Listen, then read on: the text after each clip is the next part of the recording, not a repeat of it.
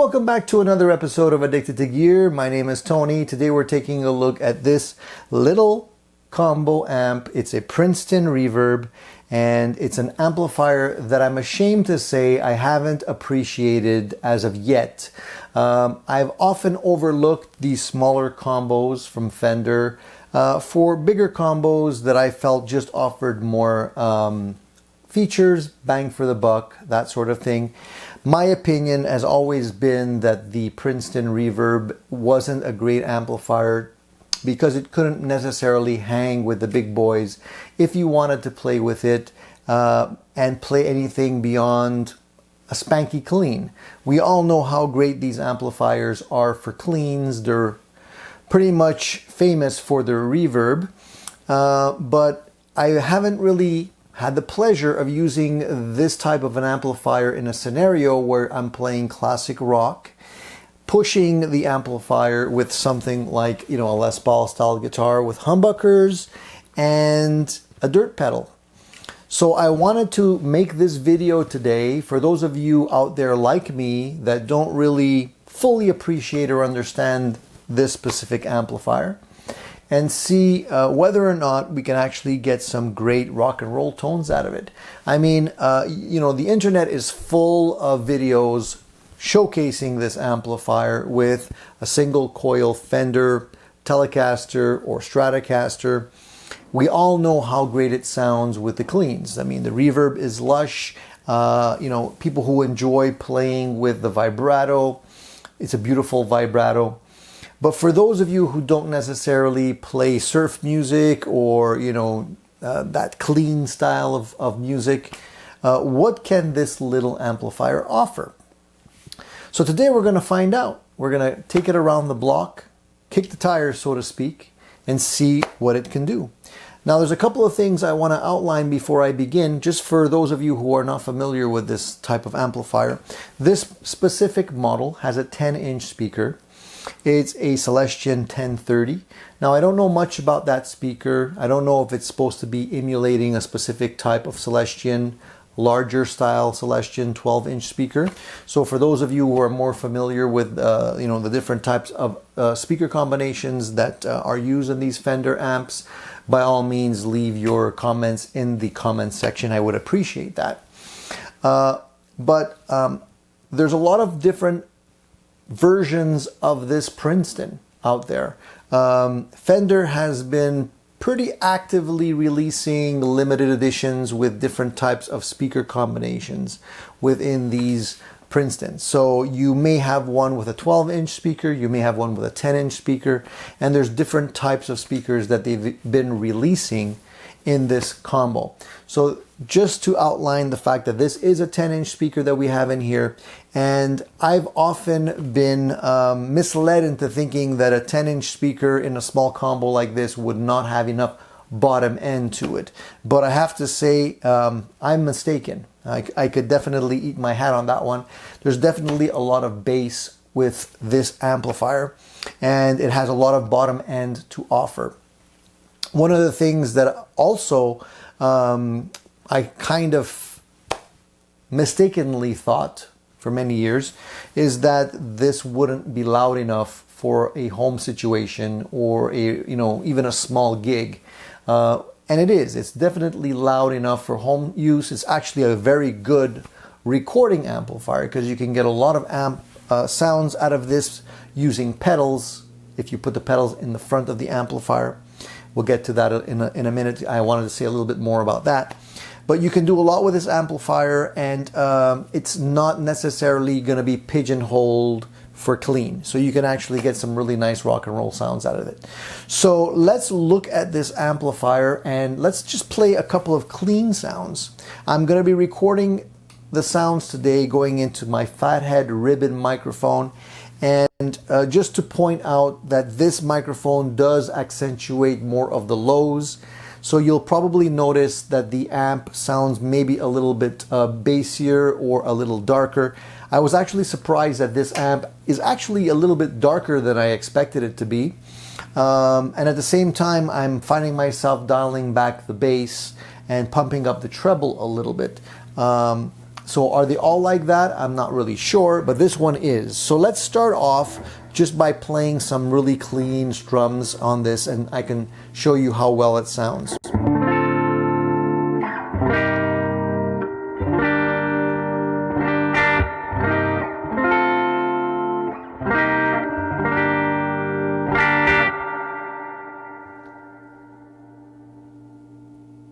Now I'm sure you can hear how long and lush the decay on that reverb is. The reverb is at 5.5 right now, which I feel is a little bit too much in a normal playing scenario.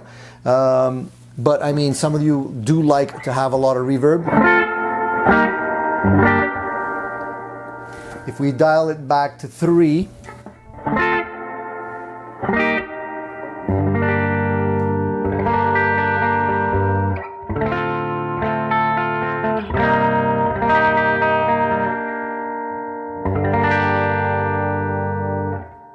really nice reverb, I have to say.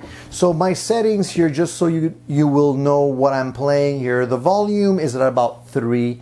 The sweet spot on this amplifier is probably anywhere between 4 and 6, depending on what kind of music you're playing. The treble on here is quite high. I have it actually set to 7 because I am playing a humbucker style guitar, which tends to accentuate the lows. The bass on here is actually at 2, so substantially low. And then obviously the reverb I already mentioned. For now, we're not going to be talking about the speed and the intensity for the vibrato. I'll save that for a little bit later.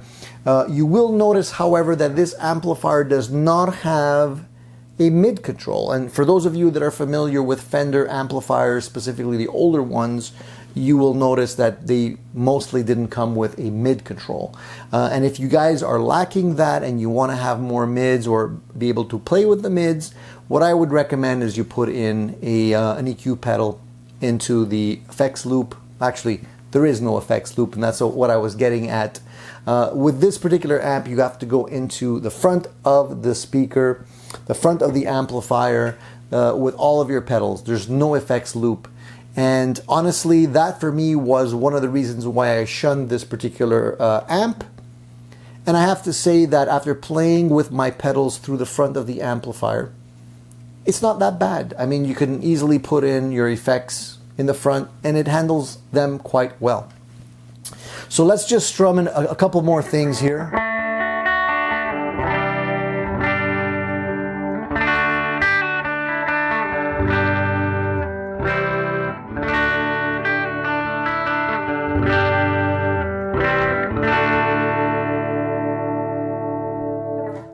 One thing I have to point out, and you may have heard it there when I was playing those clean chords, the cage or the tube protectors rattle on this amp.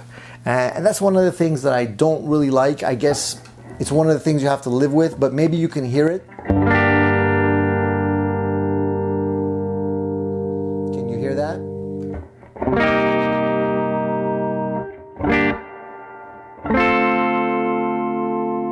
I can definitely hear it. I'm very close to the amplifier at this point, but I definitely hear it. Let's listen to the amplifier without any reverb, dry.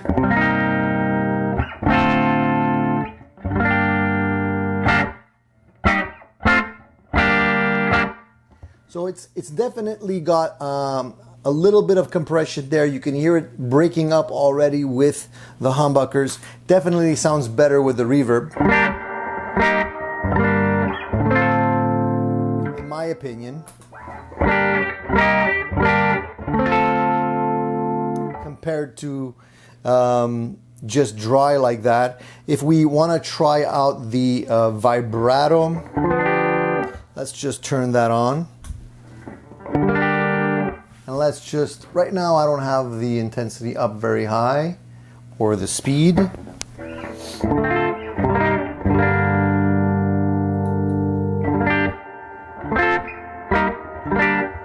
that's the reverb.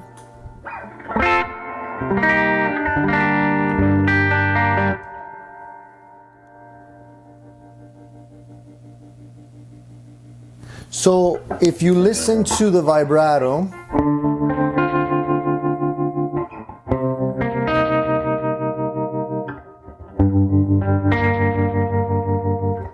powerful vibrato.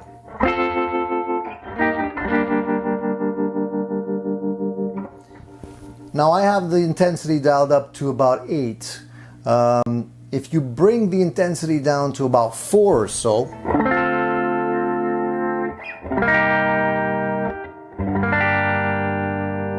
not really noticeable, it's quite subtle. Which actually gives you sort of a nice, almost like a chorusy effect. And if we bring the speed up a little bit, we can actually, by bringing it up, get some almost choppy.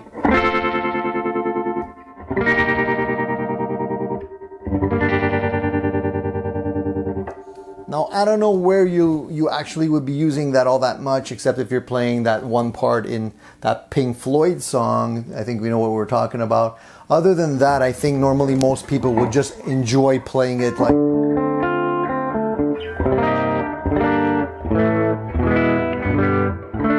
Alright, let's see what this amplifier sounds like with a little dirt. I'm going to dial in my Mojo Hand Rook, which is a nice drive pedal. It has a pretty open sound to it, and I think is a really nice match for this specific amplifier. So let's hear what that sounds like. Alright, so now I just kicked in my Mojo Hand Rook overdrive pedal, and we're going to see what the amp sounds like when we're pushing it a little bit harder.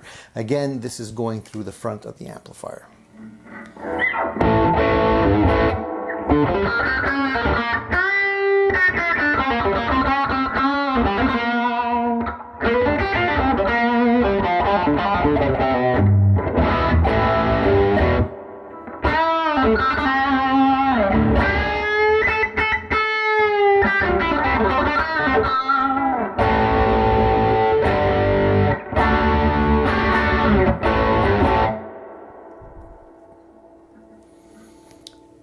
So just from that little playing sample, you can see that the amp saturates really nicely when you're pushing it with a drive pedal. Again, I can dial back the volume just a little bit, and the bass is quite low. That's the way I like it. I'll actually take the reverb down a little bit more as well, and let's see what that sounds like.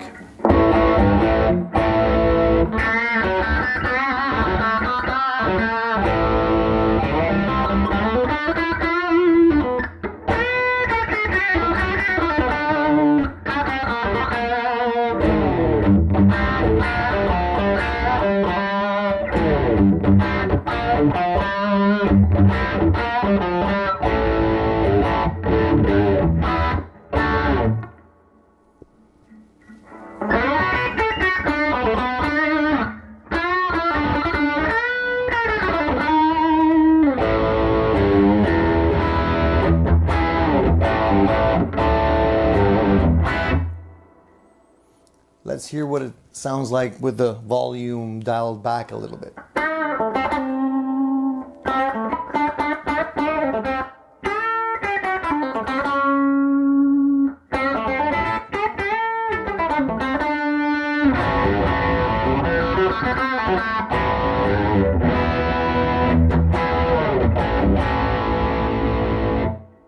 Sounds pretty nice to me.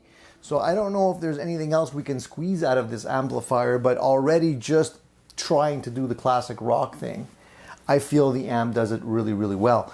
If we bring up the bass slightly more, let's bring it up to about 4. Let's bring the treble down a little bit to about 5. Almost, let's try and dial things midway and see if that makes a little bit more of a difference. Maybe you'll give it a little bit more crunch.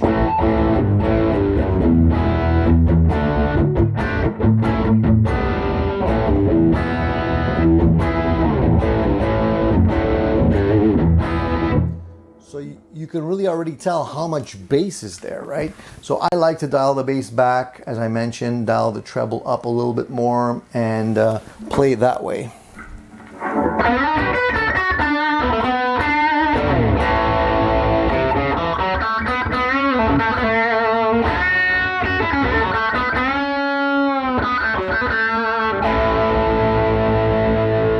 I have to admit that this amplifier definitely sounds great with some drive in front of it. It can definitely do the classic rock thing, the ZZ Top thing, the Eagles thing, Joe Walsh, that kind of thing.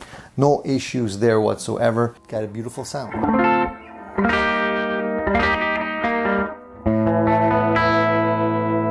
And even with this, even with humbuckers, it doesn't get flubby.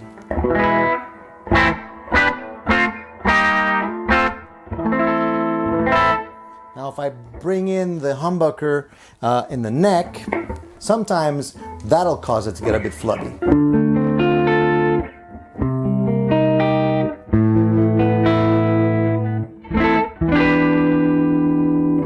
I have to say it sounds good even with the neck. Very jazzy and very...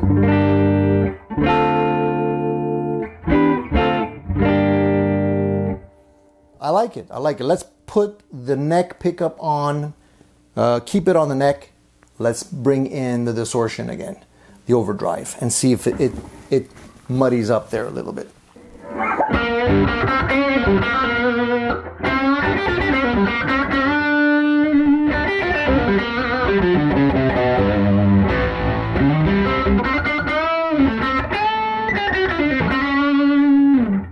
So even with the neck pickup, seems to hold its ground and not like just fall apart with the low end. Now again, I have the treble quite high, so that also helps keep things together, but it's nice to see that the amplifier is capable of doing that. So overall, guys, I think that the amp is really a lot of fun to play. This specific one tends to be a little bit darker in my opinion, but that's not necessarily a bad thing because some of them do become a little bit too harsh. You know, if you're playing with more distortion or maybe pushing it a little bit too hard, where this one never becomes really harsh in my opinion. It's really nice. Now, I've only been playing it in the input one. You obviously have another input in there, but I mean, it sounds very similar. But with the beautiful reverb, the really nice sounds that you get from it with the cleans, the ability to push the amplifier, the low wattage, so you're able to actually keep the volume down. To me, this is a great alternative to somebody that may have a deluxe reverb that is just a little bit too powerful for home use. Maybe you're not gigging. This would be a great alternative for somebody that wants something that is more manageable in terms of lower wattage. So that's it for today, guys. I hope you liked this little review on the Princeton. I'm really liking this amplifier, and I wouldn't be surprised if one of these eventually ends up in my collection. It really is a lot of fun to play. So if you guys have any other comments regarding this specific Princeton Reverb, maybe this guitar that I'm playing, or just my overall impressions of this amplifier, feel free to comment and I'll answer your comments down below. If you enjoy what we're bringing you in terms of content on Addicted to Gear, then please subscribe to the channel. It helps us tremendously. Thanks a lot, guys. Looking forward to seeing you on the next video right here on Addicted to Gear.